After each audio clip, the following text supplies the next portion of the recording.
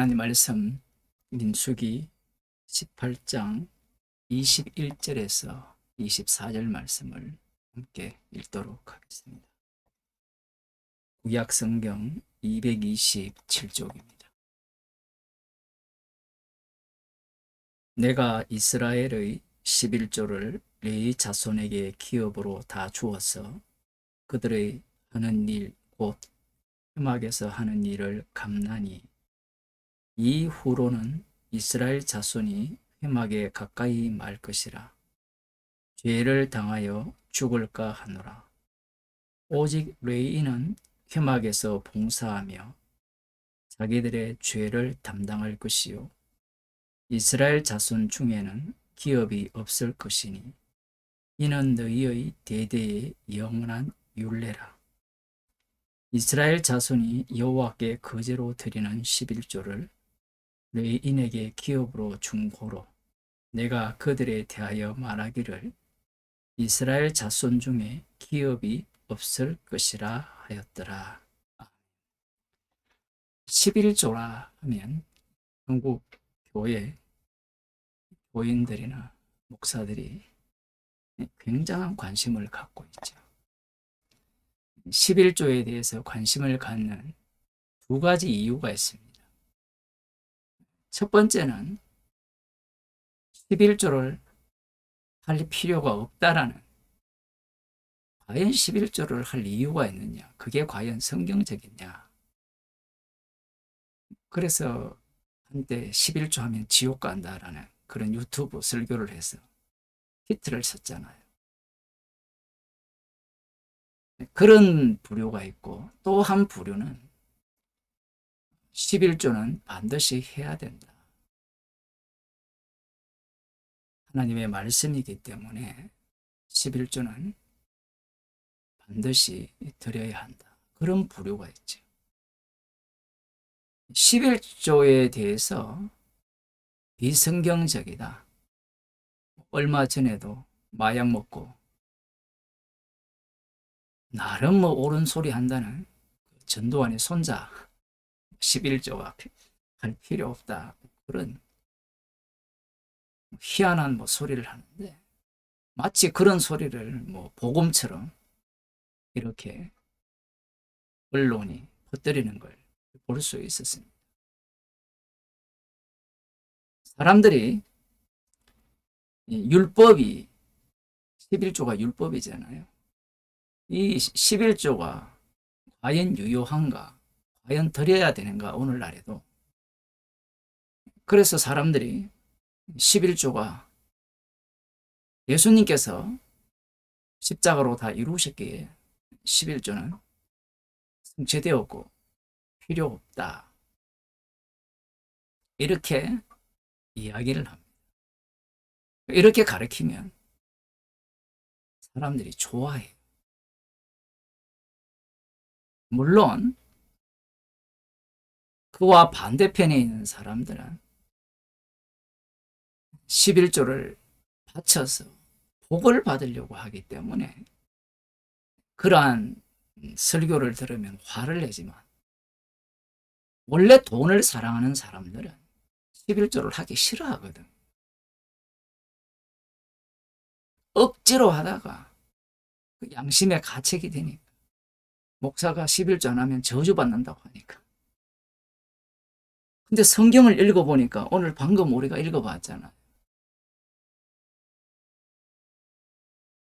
과연 오늘날에 이 11조가 유효하려면 레위인이 있어야 되는데, 그러면 목사가 레위인이냐?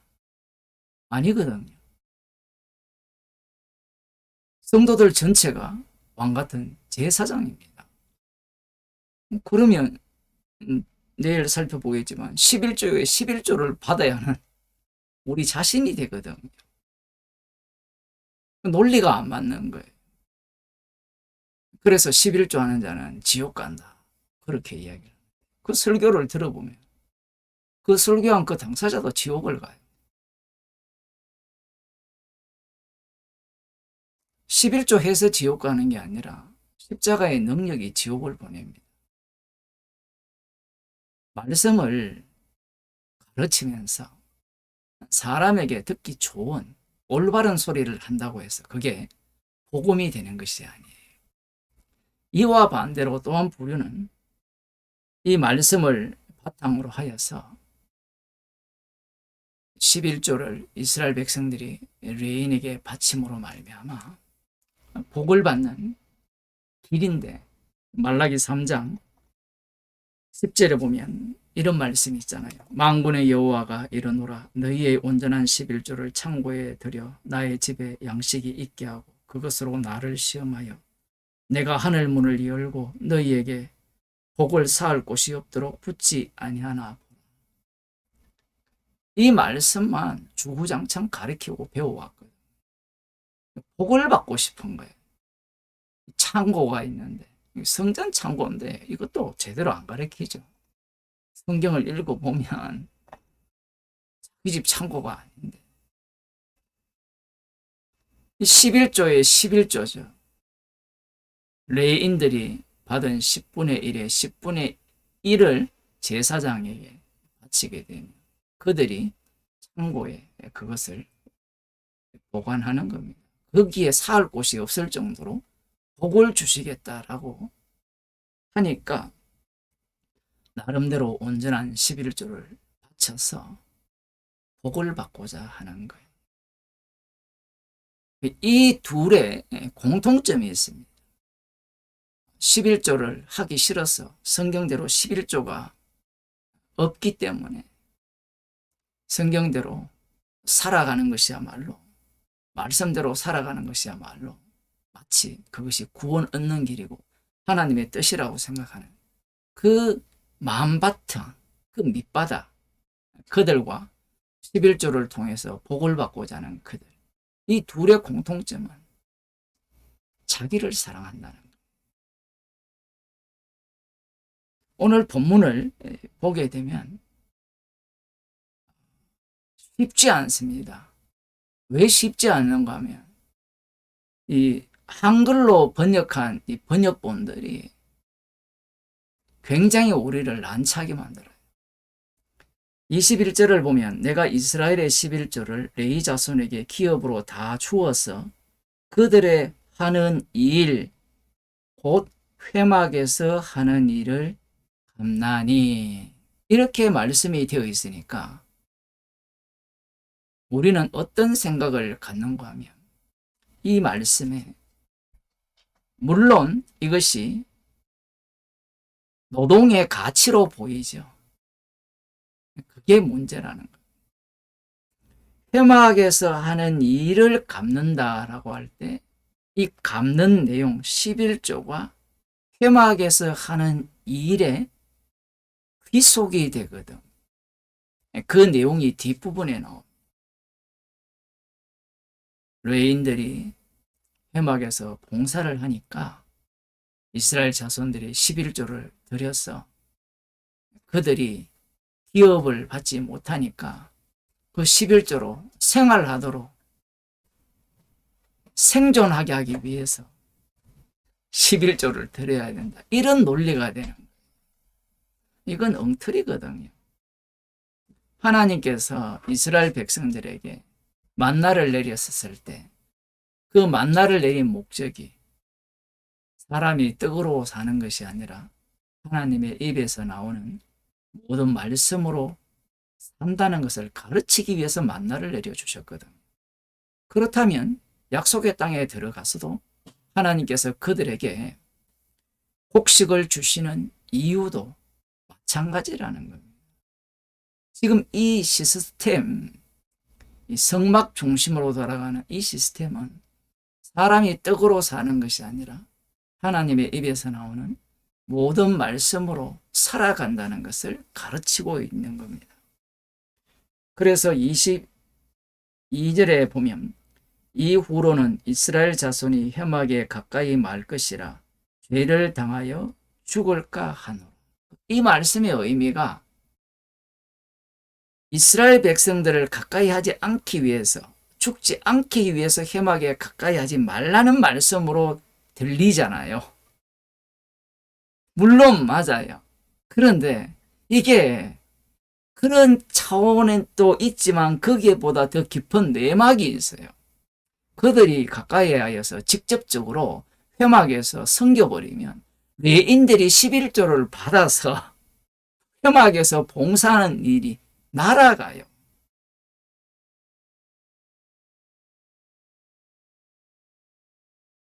제사장도 물론 그 최종 단계에 있지만 오늘 본문 속에서만 말씀드립니다. 단순히 이스라엘 자손들이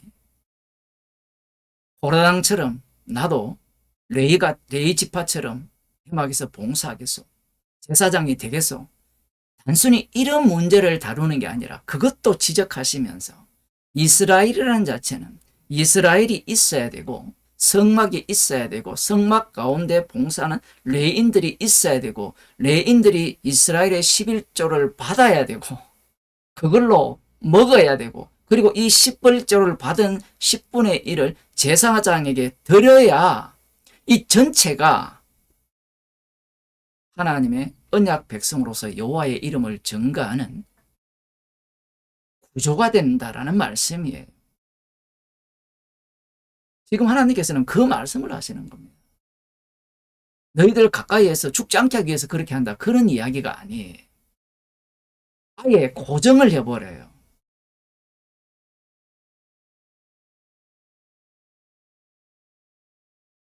(23절입니다) 오직 레위인은 회막에서 봉사하며 자기들의 죄를 담당할 것이요 이스라엘 자손 중에는 기업이 없을 것이니 이는 너희의 대대의 영원한 율례라.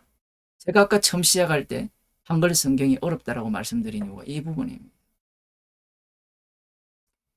영어 성경 킹제임스 버전을 보면 번역을 참 괜찮게 해놨어요. 근데 우리가 보는 한글 성경 킹제임스 검정역을 보면 이걸 왜 이렇게 번역을 했는지 다른 번역과 똑같이 우리가 읽는 번역처럼 해놓았습니다.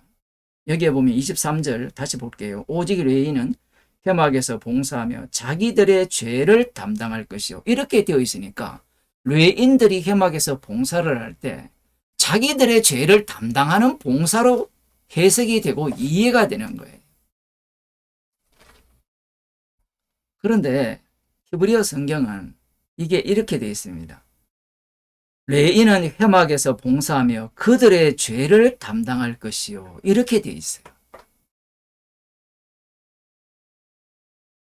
그들이 봉사하는데 그들의 죄를 담당한다라고 되어 있어요. 이 그들을 사람들은 번역을 할 때 이스라엘의 죄를 담당한다 이렇게 번역을 하면 이 전체 구조가 성막에서 레위인의 그 위치 자체가 그리고 제사장의 위치 자체가 어떤 역할을 하는지를 보여주는 의미가 분명히 드러나는데 레위인이 회막에서 봉사하면서 자기 죄를 담당할 것이요. 회막에서 봉사하다가 죄를 지으면 그 죄에 대한 책임을 자기가 질 것이다. 이렇게 해석을 하는 거예요. 그건 당연해요. 그건. 근데 그거 하라고 회막에서 봉사하는 게 아니잖아요. 그거 하라고 11조를 받는 게 아니에요. 그런데 사람들은 이 본문을 그렇게 해석을 하는 겁니다.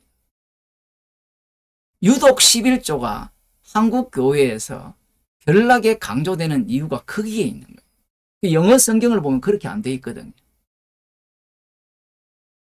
그러면 목사들이나 신학자들이 이런 본문을 몰라서 그렇게 번역을 안 하는가? 알고도 그렇게 번역을 안 해요. 이렇게 되어버리면 11조가 의미가 어떻게 바뀌어지느냐라고 하면 자 보세요. 11조를 이스라엘의 11조를 레위인에게 주게 되죠. 그러면 레위인이 그 11조를 받아서 이스라엘의 죄를 담당하는 회막의 봉사를 감당하게 되는 겁니다. 그러면 11조는 희생물 속에 합류를 하는 거예요. 레위인이 요제로 바쳐드리잖아요. 이 11조도 거제라고 되어 있는데 요제라고도 번역이 되거든요. 흔들려서 드리는.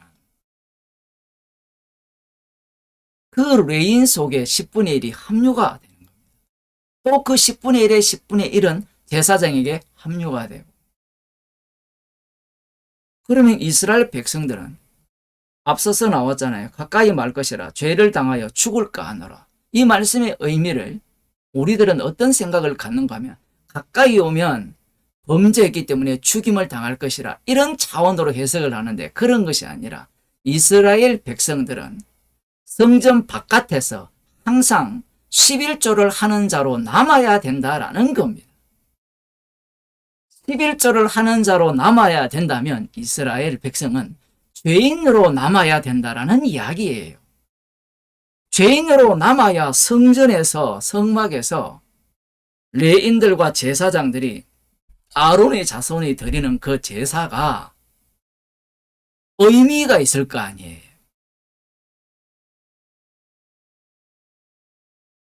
지금 이 말씀의 의미는 그런 의미예요. 그런데 목사들이나 교인들은 이 말씀을 그렇게 안 보려고 해요. 11조를 드린다는 것은 나는 죄인입니다. 희생물 없이는 살 수가 없습니다. 이런 고백이거든요. 문제는 말라기 3장 10절에 나오는 이 말씀의 의미를 이 민수기 18장 이 21절 이하에 나오는 이 11조의 의미를 깔지 않고 그냥 그대로 받아들이죠. 온전한 11조를 하면 내가 이 창고에 사올 곳이 없도록 부어주겠다라고 하니까 11조만 하면 복을 주시겠네요. 이런 생각을 갖는 거예요. 11조를 제대로 하지 않는다는 것은 나는 죄인이 아니라는 거예요. 나는 죄인이 아니라는 것은 무엇이 필요 없다는 겁니까? 성전이 필요 없다라는 거예요. 희생물이 필요 없다라는 이야기입니다.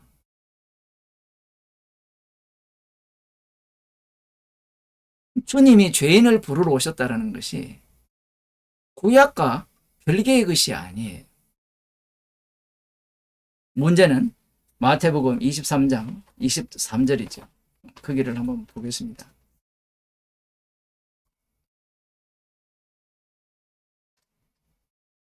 화 있을진저 외식하는 서기관들과 바리새인들이여 너희가 박하와 향과 근처의 11조를 들이되 율법의 더 중한 바 의와 인과 신은 버렸도다. 그러나 이것도 행하고 저것도 버리지 말아야 할지니라. 소경된 인도자여 하루살이는 걸러내고 약대는 삼키는도다. 사실 23장 23절과 24절은 같이 봐야 되거든요. 그러면 예수님께서 박하와 향과 근처의 11조도 하고 의와 인과 신도 하라 이렇게 말씀을 하셨다라고 읽혀지잖아요. 문제는 그들이 소경이에요. 그러면 소경된 인도자가 이 말씀을 들으면 어떻게 듣겠습니까? 박하와 향과 근처의 11조도 하고 그 다음 의와 인과 신도 같이 하면 소경된 인도자가 되지 않겠구나. 그렇게 누가 생각을 하죠? 오늘날 11조 하라는 그들이 그렇게 생각을 해요. 예수님을 믿고 11조를 하면 제대로 된 11조라는 겁니다. 이게 누구의 사고인가 하면 예수님을 십자가에 못 박은 서기관들과 바리새인들의 사고방식이에요. 그들의 해석법은 약대를 삼키는 이 부정한 짐승이거든요.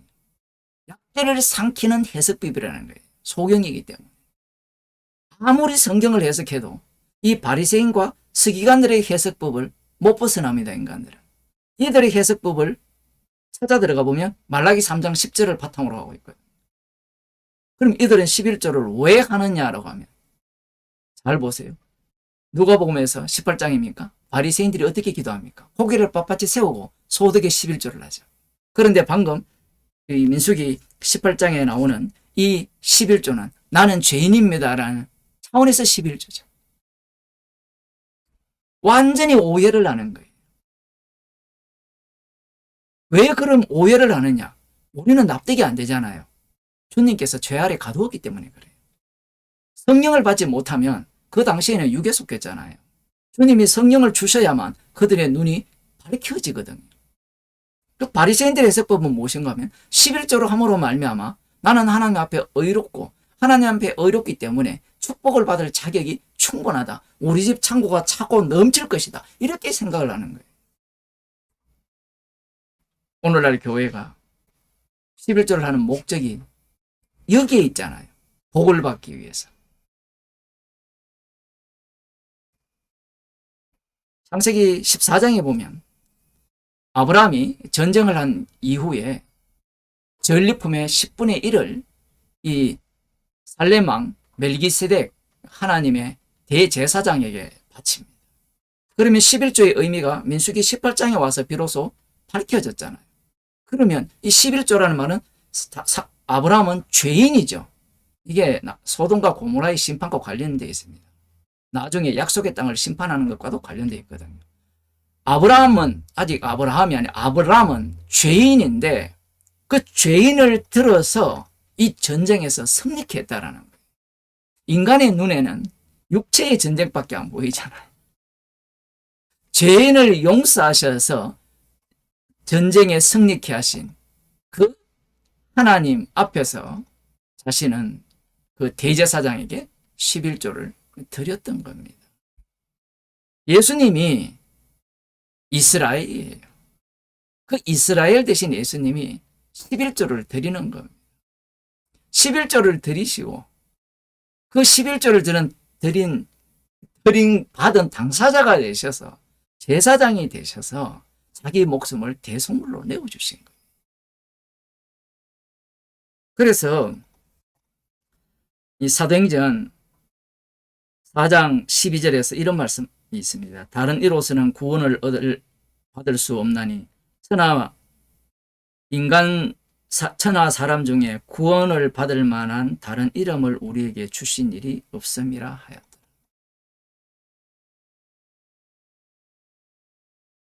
축복은 예수 이름 뿐임에 뭔가를 바쳐서 복받는 길은 없습니다. 뭔가를 11조를 바친다라는 자체가 예수님께서 11조 되심을 부정하는 거고요.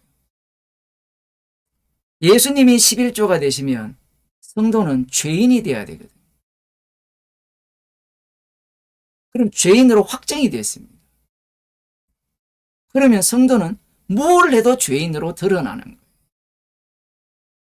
11조를 하든 안 하든. 그래서 제가 그런 표현을 한 거예요. 11조를 해도 지옥 가고 안 해도 지옥 가는 거예요. 십자가에 지신 주님이 우리를 사망에서 생명으로 주의 이름을 위하여서 옮기신 거예요. 그래서 주님은 우리에게 살든지 죽든지 먹든지 마시든지 무엇을 하든지 하나님의 영광을 위하여 하라고 하시는 거예요. 달리 표현하면 무엇을 하든지 우리는 십자가 앞에서 죄인으로 드러나면서 주님의 11조 되심을 증거하는, 희생물 되심을 증거하는 증인으로 살아가는 겁니다. 기도하시겠습니다. 하나님 아버지, 돈을 사랑하는 것을 감추기 위해서 11조를 없애려고 하고 돈을 사랑함을 숨기기 위해서 11조를 하는 그러한 악한 죄인들을 불러주셔서 주님께서 친히 육신을 입고 오셔서 11조가 되셔서 말씀을 성취하셔서 우리를 말씀을 성취하신 언약을 완성하신 주님의 증인으로 불러주심을 감사드립니다. 우리가 무엇을 하든지 주님의 죽으심을 증거하는 죄인으로 들통나는 인생으로 살게 하여 주옵소서. 십자가만 자랑하는 주의 백성이 되게 하여 주옵소서. 예수님 이름으로 기도드리옵나이다.